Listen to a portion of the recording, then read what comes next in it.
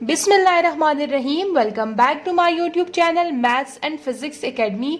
Chapter number 12 class 12 एक और important topic study करने जा रहे हैं जिसका नाम है इलेक्ट्रिकल रेजिस्टेंस। वीडियो स्टार्ट करने से पहले मेरी आपसे रिक्वेस्ट है कि चैनल को मस्ट सब्सक्राइब करें, बेल आइकन को प्रेस करें ताकि मेरी हर नई आने वाली वीडियो आप तक सबसे पहले पहुंच सके। तो चलिए स्टार्ट करते हैं आज का लेक्चर जो कि है आपके पास इलेक्ट्रिकल रेजिस्टेंस।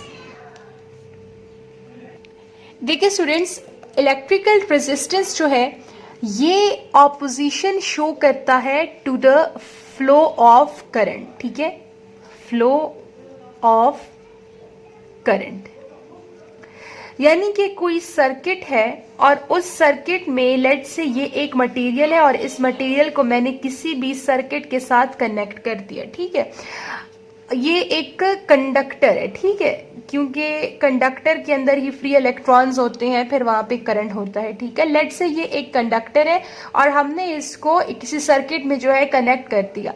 अब इस कंडक्टर के अंदर क्या होते हैं? इलेक्ट्रॉन्स होते हैं, फ्री इलेक्ट्रॉन्स होते हैं। ठीक है, ये फ्री इलेक्ट्रॉन्स क्या करते हैं? ये आपस में कोलिशन करते हैं। ठीक है, ये इलेक्ट्रॉन्स यहाँ पे मोशन कर रहे होते हैं और ये एक दूसरे के साथ कंटिन्यूअसली कोलिशन कर रहे होते हैं। इस कोलिशन के नतीजे में यहाँ पे certain amount of heat generate हो जाती है। ठीक है, इलेक्ट्रॉन्स मोशन कर रहे होते हैं, कंटिन्यूअसली मोशन करते वक्त ये आपस में कोलिशन करते हैं और उस कोलिशन के नतीजे में वहां पे एक small amount of heat generate हो जाती है। यही जो जनरेटेड हीट है ये आपके पास क्या होता है? ये आपके पास रेजिस्टेंस होता है। ठीक हो गया। अब रेजिस्टेंस का काम क्या होता है? इस सर्किट में करंट जो है वो फ्लो कर रहा है। ठीक है, क्योंकि यहाँ से पॉजिटिव टर्मिनल तो करंट आपका ऐसे फ्लो कर रहा है, लेकिन रेजिस्टेंस क्या करता है कि वो इस फ्लो ऑफ करंट को ऑपोजिशन शो करता है, यानी ये इस करंट के फ्लो को रोकने की कोशिश करता है। तो वो प्रॉपर्टी जो किसी भी कंडक्टिंग मटेरियल की फ्लो ऑफ इलेक्ट्रॉन्स को या फ्लो ऑफ करंट को ऑपोजिशन शो करे तो उसको हम क्या कहते हैं? रेजिस्टेंस कहते हैं। ठीक है, रेजिस्टेंस क्या होता है? जो कि फ्लो ऑफ इलेक्ट्रॉन्स को, अच्छा फ्लो ऑफ इलेक्ट्रॉन्स या फ्लो ऑफ करंट बात एक ही है, क्योंकि जब इलेक्ट्रॉन्स फ्लो करते हैं तभी आपके पास करंट आता है और करंट का फ्लो होता है। ठीक है, तो या अगर आप कहो कि फ्लो ऑफ इलेक्ट्रॉन्स या अगर आप कहो कि फ्लो ऑफ करंट बात एक ही है, तो वो प्रॉपर्टी जो फ्लो ऑफ इलेक्ट्रॉन्स या फ्लो ऑफ करंट को ऑपोजिशन शो करे उसको हम क्या कहते हैं? रेजिस्टेंस कहते हैं। क्लियर हो गया? अब जरा नोट से देखें। Electrical resistance is the opposition offered by a substance to the flow of free electrons is called resistance। वो opposition जो कोई भी substance free electrons के motion को show करता है उसको हम क्या कहते हैं? Electrical resistance कहते हैं। बात समझने की कोशिश कर रहे हो? फ्री इलेक्ट्रॉन्स है या फिर करंट है, बात एक ही है। तो वो प्रॉपर्टी जो फ्री इलेक्ट्रॉन्स के फ्लो को ऑपोजिशन शो करता है उसको हम इलेक्ट्रिकल रेजिस्टेंस कहते हैं। मैथमेटिकली आप इलेक्ट्रिकल रेजिस्टेंस को कैसे जो है रिप्रेजेंट करेंगे तो उसका एक फॉर्मूला है। ओहम्स लॉ के मुताबिक, ओहम्स लॉ में हमने स्टडी किया था कि वोल्टेज और करंट आपस में डायरेक्टली रिलेटेड है, फिर वहां हमने कांस्टेंट लगाया था। ठीक है, ओहम्स लॉ के लेक्चर में हम इस फॉर्मूले के डेरिवेशन कर चुके हैं। ठीक है, ओहम्स लॉ के मुताबिक V equals to I R, और अगर आप इस फॉर्मूले को रीअरेंज कर लें तो I आपका यहाँ मल्टीप्लाई हो रहा है, इक्वल के दूसरे साइड पे डिवाइड हो जाएगा। तो यहां से आपके पास रेजिस्टेंस का फॉर्मूला क्या बनता है? Voltage divided by I। ठीक है, जहां पे V आपका वोल्टेज है और I आपका करंट है। इस फॉर्मूले से आपको क्या पता चल रहा है कि रेजिस्टेंस जो है ये डायरेक्टली डिपेंड करता है वोल्टेज पे और रेजिस्टेंस जो है ये इनवर्सली डिपेंड करता है करंट के साथ। ठीक है, क्योंकि ये तो करंट के फ्लो को ऑपोजिशन शो करता है ना, तो अगर किसी सर्किट में करंट का ज्यादा है तो वहां रेजिस्टेंस कम होगी, या फिर अगर करंट कम है तो वहां रेजिस्टेंस ज्यादा होगी। जैसे कि ये हमने एक सर्किट ड्रॉ किया, इस सर्किट में हमने ये एक सप्लाई वोल्टेज सप्लाई कनेक्ट किया। ठीक है, ये आपका पॉजिटिव टर्मिनल है, ये आपका नेगेटिव टर्मिनल है। तो आपको पता है कि करंट का flow from positive to negative होता है, तो यहां से आपका करंट आ रहा है। ये हमने एक रेजिस्टर यहाँ लगा दिया। ये रेजिस्टर क्या करेगा, ये करंट के फ्लो को ऑपोजिशन शो करेगा और इस ऑपोजिशन से होते होते फिर करंट इस पूरे सर्कल में in the form of loop क्या होगा, फ्लो करेगा। लेकिन यहाँ जो ये आपने रेजिस्टर कनेक्ट किया है ये इस करंट के फ्लो को ऑपोजिशन शो करेगा। क्लियर हो गया। अब रेजिस्टेंस का एसआई यूनिट क्या है आपके पास, ठीक है। रेजिस्टेंस का एसआई यूनिट है आपके पास ओहम, ठीक है। SI unit of electrical resistance is ohm. अगर हम इस मैथमेटिकल फॉर्म से ओहम के लिए फॉर्मूला निकालना चाहें तो रेजिस्टेंस की जगह तो हमने ओहम लगा दिया। वोल्टेज की जगह, वोल्टेज का यूनिट क्या होता है, वोल्ट होता है, और करंट का यूनिट क्या होता है, एम्पेयर होता है। अब अगर हम 1 ओहम रेजिस्टेंस की बात करेंगे तो हमारे पास वोल्टेज भी 1 वोल्ट होगा और करंट भी 1 एम्पेयर होगा। तो 1 ohm is equals to 1 volt divided by 1 ampere. ये जो आपका सिंबल है ये ओहम का सिंबल है, ठीक है। ओहम को हम इस सिंबल से रिप्रेजेंट करते हैं और इस सिंबल का नाम है ओमेगा। इसको पढ़ा क्या जाता है, ओमेगा पढ़ा जाता है और ये इलेक्ट्रिकल रेजिस्टेंस के एसआई यूनिट ओहम का सिंबल है। क्लियर हो गया। अब आपके पास बड़ा ही कोई इंपॉर्टेंट टॉपिक है ये कि ये जो इलेक्ट्रिकल रेजिस्टेंस है ये किन फैक्टर्स पे डिपेंड करता है, ठीक है। तो किसी भी सर्किट में इलेक्ट्रिकल या किसी भी सब्सटेंस में इलेक्ट्रिकल रेजिस्टेंस जो है ये 4 मेन फैक्टर्स पे डिपेंड करता है। उसमें सबसे पहले आपके पास आता है cross sectional area of the conductor, यानी जिस कंडक्टर के लिए आप जो है इलेक्ट्रिकल रेजिस्टेंस की बात कर रहे हो तो उस कंडक्टर का क्रॉस सेक्शनल एरिया यानी उस कंडक्टर का एरिया क्या है आपके पास। सेकेंडली वो डिपेंड करता है, एरिया के लिए मैं यहां लिख देती हूं ए, ठीक है। सेकेंडली वो डिपेंड करता है लेंथ ऑफ द कंडक्टर पे, तो इसके लिए हम लिख देते हैं L. Temperature of conducting material, जो मटेरियल आपने लिया है उसके टेम्परेचर पे भी इलेक्ट्रिकल रेजिस्टेंस डिपेंड करता है। And last but not the least कि किस मटेरियल से ये कंडक्टर बना हुआ है, इलेक्ट्रिकल रेजिस्टेंस उस पे भी डिपेंड करता है। अब 1 बाय 1 इन पॉइंट्स को एक्सप्लेन करते हैं कि रेजिस्टेंस का इन फैक्टर्स के साथ कौन सा रिलेशन है, आइदर इट इज डायरेक्ट और आइदर इट इज इनवर्स। तो सबसे पहले जी आपके पास आता है cross sectional area of a conductor. देखिए स्टूडेंट्स, आप 2 कंडक्टर्स को कंसिडर करें, ठीक है। लेट्स से हमने 2 वायर लिए, ये एक वायर है और ये दूसरा वायर है। ये हमने थिक वायर लिया यानी कि इसका एरिया क्या है, ज्यादा है, और ये हमने एक थिन वायर लिया यानी कि इसका एरिया क्या है, कम है। अब इस वायर के अंदर क्या होंगे, फ्री इलेक्ट्रॉन्स होंगे, इसके अंदर भी फ्री इलेक्ट्रॉन्स है, इसके अंदर भी फ्री इलेक्ट्रॉन्स है। तो देखिए स्टूडेंट्स, अगर आप देखें तो यहाँ पे चूंकि इलेक्ट्रॉन्स के पास एरिया ज्यादा है तो इसलिए यहाँ पे इलेक्ट्रॉन्स एक दूसरे के साथ कम कोलिजन करेंगे।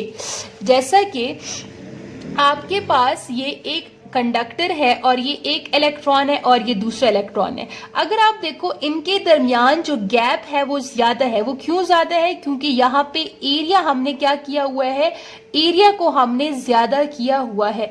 तो जिसके नतीजे में इन दोनों के कोलिजन के चांसेस क्या हो जाएंगे, कम हो जाएंगे।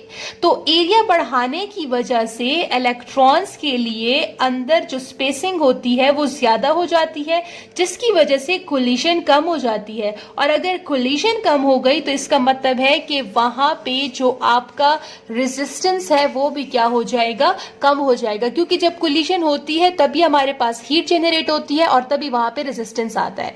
और अब अगर हम थिन वायर की बात करें, जैसे आपके पास ये है, तो यहां चूंकि इलेक्ट्रॉन्स के पास कम गैप है, कम स्पेस है, तो थोड़ा सा ही इलेक्ट्रॉन आगे जाएगा तो इस इलेक्ट्रॉन के साथ कोलाइड करेगा, ये थोड़ा सा आगे जाएगा तो इसके साथ कोलाइड कर देगा। इस तरह होते होते ये सारे के सारे यहाँ पे आराम से कोलिजन कर सकते हैं। तो जब आप एरिया को कम कर देते हो वहां पे कोलिजन के चांसेस ज्यादा हो जाते हैं।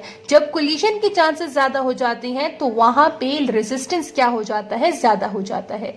तो अब आप क्या देख रहे हो कि जब हम एरिया बढ़ाते हैं कोलिजन कम हो जाता है, रेजिस्टेंस कम हो जाता है। लेकिन जैसे ही हम एरिया को कम कर दें तो हमारे पास कोलिजन भी ज्यादा हो जाती है और रेजिस्टेंस भी ज्यादा हो जाता है। तो एक क्वांटिटी को इंक्रीज करने से दूसरी क्वांटिटी में डिक्रीज आ रहा है। इसका मतलब ये है कि रेजिस्टेंस और एरिया का आपस में इनवर्स रिलेशन है।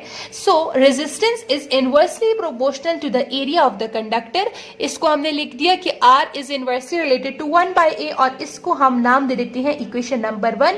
ये आगे जाके हमारा काम आएगा। यहां से आप जरा समझ लें कि जब आपके पास वायर थिक है तो वहां पे एरिया आपके पास ज्यादा है, और अगर ज्यादा एरिया है तो वहां कोलिजन के चांसेस कम हो जाते हैं, जिसकी वजह से रेजिस्टेंस भी कम होता है। जबकि थिन वायर के केस में आपके पास एरिया कम होता है, जिसकी वजह से कोलिजन के चांसेस ज्यादा हो जाते हैं, तो वहां पे रेजिस्टेंस आपका क्या हो जाता है, ज्यादा हो जाता है। अब जाते हैं सेकंड पॉइंट की तरफ, that is length of the conductor, जिसको हम डिस्कस करेंगे आने वाले सेक्शंस के अंदर। तो जी स्टूडेंट्स, अगर अभी तक आपने मेरा चैनल सब्सक्राइब नहीं किया तो सबसे पहले जाके मेरा चैनल सब्सक्राइब कर ले। सेकंड पॉइंट आपके पास आता है length of a conducting material, ठीक है, कि लेंथ के साथ रेजिस्टेंस का क्या ताल्लुक है। लेट्स से हमने क्या किया कि यहाँ पे एक लॉन्ग वायर कंसिडर किया और यहाँ पे हमने एक शॉर्ट वायर कंसिडर किया। जब आपके पास लॉन्ग वायर है तो इसके अंदर जो इलेक्ट्रॉन्स होंगे उनके पास, यानी वहां पे पाथ आपका क्या हो जाएगा, इंक्रीज हो जाएगा। जब वहां पे पाथ आपका इंक्रीज हो जाएगा तो वहां पे कोलिशन भी क्या हो जाएगी, ज्यादा हो जाएगी, ठीक है। अब देखो ये इलेक्ट्रॉन्स है, इसने इसके साथ कोलाइड किया, इसने इसके साथ किया, इसने इसके साथ किया। अगर लेंथ कम होती तो कोलिशन तो यहाँ पे खत्म हो जाती ना, लेकिन चूंकि लेंथ ज्यादा है तो ये आगे इसके साथ करेगा, आगे इसके साथ करेगा, आगे इसके साथ करेगा, तो होते होते आपके पास कोलिशन में इजाफा होना शुरू हो जाएगा। जैसे ही कोलिशन में इजाफा होना शुरू हो जाएगा तो रेजिस्टेंस आपकी ऑटोमेटिकली क्या हो जाएगी, इंक्रीज हो जाएगी। लॉन्ग वायर में क्या होता है कि इलेक्ट्रॉन्स के पास पाथ जो है वो ज्यादा होता है, ज्यादा रास्ता होता है, जिसकी वजह से वो ज्यादा कोलिशन करते हैं और वहां पे फिर रेजिस्टेंस भी ज्यादा होती है। जबकि in case of short wire यहाँ पे थोड़ी ही कोलिशन के बाद आपका जो कोलिशन होता है वो खत्म हो जाता है। क्यों? क्योंकि आगे तो आपके पास कोई फर्दर पाथ ही नहीं है ना। अगर पाथ ही नहीं है तो इलेक्ट्रॉन्स जो है वो थोड़ी सी कोलिशन करेंगे, क्योंकि उनके पास तो आगे रास्ता नहीं है तो आगे कोलिशन करने का, तो जिसकी वजह से उनकी रेजिस्टेंस फिर क्या हो जाएगी, कम हो जाएगी। क्योंकि कोलिशन के साथ ही तो रेजिस्टेंस की वैल्यू में इंक्रीज आता है। कोलिशन कम होगी तो आपकी रेजिस्टेंस भी क्या हो जाएगी, कम हो जाएगी। यहां से आपको क्या पता चल रहा है कि एक क्वांटिटी में इंक्रीज करने से दूसरी क्वांटिटी में भी इंक्रीज आ रहा है, यानी कि दोनों का आपस में कौन सा रिलेशन है, डायरेक्ट रिलेशन है। So resistance is directly proportional to the length of the conducting material. So R is directly proportional to length. इसको हम नाम दे देते हैं इक्वेशन नंबर 2 का। अब जरा इसको समझिए, अगर आपके पास लॉन्ग वायर है तो वहां पे पाथ आपका ज्यादा हो गया, जिसकी वजह से ज्यादा कोलिशन ऑफर होगी और रेजिस्टेंस भी क्या हो जाएगी, ज्यादा। लेकिन अगर आपके पास शॉर्ट वायर है तो वहां पे कम आपके पास पाथ होगा, जिसकी वजह से कोलिशन भी कम होगी और रेजिस्टेंस की वैल्यू आपकी डिक्रीज हो जाएगी। Is it clear? ओके जी, नेक्स्ट आपके पास आता है टेम्परेचर ऑफ द कंडक्टर, ठीक है। नेक्स्ट आपके पास आता है टेम्परेचर ऑफ द कंडक्टर। देखिए स्टूडेंट्स, रेजिस्टेंस का टेम्परेचर के साथ डायरेक्ट रिलेशन है, ठीक है। टेम्परेचर पे भी रेजिस्टेंस डिपेंड करता है और इसका टेम्परेचर के साथ डायरेक्ट रिलेशन है। कैसे डायरेक्ट रिलेशन है? जैसा कि आपके पास एक हम मटेरियल, कंडक्टिंग मटेरियल कंसिडर कर लेते हैं। ये हमारे पास एक कंडक्टिंग मटेरियल है और इसके पास क्या है, इलेक्ट्रॉन्स हैं, ठीक है। लेट्स से हमने यहां से इस मटेरियल का जो टेम्परेचर है वो ज्यादा कर दिया। टेम्परेचर मैंने क्या कर दिया, ज्यादा। जैसे ही मैंने इसका टेम्परेचर ज्यादा कर दिया तो ये जो इसके अंदर फ्री इलेक्ट्रॉन्स है इनको मिल जाती है एनर्जी। कौन सी एनर्जी? Kinetic energy. जिस एनर्जी की वजह से ये अब ज्यादा तेजी से कोलिशन शुरू कर देंगे, और जैसे ही ये ज्यादा कोलिशन शुरू कर देंगे तो वैसे वैसे आपका रेजिस्टेंस भी क्या हो जाएगा, इंक्रीज हो जाएगा। बात समझने की कोशिश कर रहे हो कि टेम्परेचर इंक्रीज करने की वजह से एनर्जी भी इंक्रीज हो जाता है, और उस एनर्जी की वजह से इलेक्ट्रॉन्स जो होते हैं, फ्री इलेक्ट्रॉन्स जो होते हैं, वो ज्यादा कोलिशन करते हैं, जिसकी वजह से रेजिस्टेंस में क्या होता है, इंक्रीज आता है। So resistance changes with temperature and it increases with the temperature। एक आपके पास ये इक्वेशन नंबर 2 है जो कि अभी हमने डिराइव किया, ठीक है, ये वाली। और इससे पहले सेक्शन में भी हम इक्वेशन नंबर 1 डिराइव कर चुके थे। अब जरा हम क्या करते हैं, इन दोनों इक्वेशंस को कंबाइन कर लेते हैं, ठीक है। तो दोनों इक्वेशन को कंबाइन करके हमें क्या मिलेगा कि R is directly proportional to length and R is inversely proportional to area. जब भी हम प्रोपोर्शनैलिटी का साइन हटाते हैं तो वहां एक कांस्टेंट लगता है।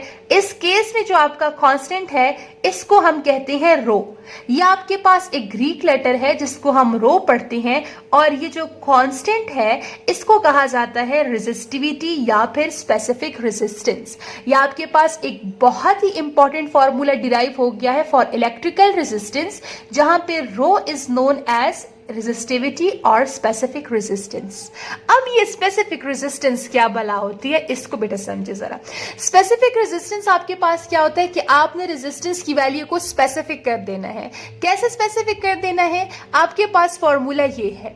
अब जब हम क्या करें, लेट से हम कहते हैं कि हमारे पास लेंथ ऑफ मटेरियल या वायर जो है वो 1 मीटर है और जो एरिया है वो 1 मीटर स्क्वायर है, तो उस केस में जो आपका रेजिस्टेंस होगा वो स्पेसिफिक हो जाएगा ना, क्योंकि हमने एरिया और लेंथ की वैल्यू को स्पेसिफाई कर दिया है।